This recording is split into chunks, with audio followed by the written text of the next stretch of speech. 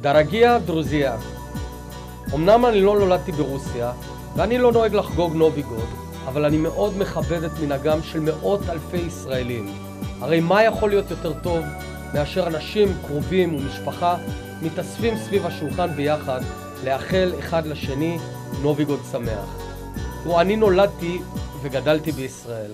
אני כל כך אוהב את הצבעים שלה, את החום האנושי ואת האחדות שבה. האמת, עם ישראל מגוון כמו סלט אוליביה. כל כך הרבה מרכיבים, כל כך טעים, המרקם והטעם המושלם, ואז צריך פשוט לחבר את כולם ביחד.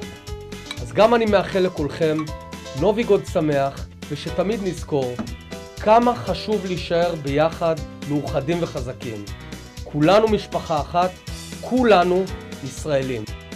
ברוך אתה השם אלוקינו מלך העולם, בורא פרי האדמה.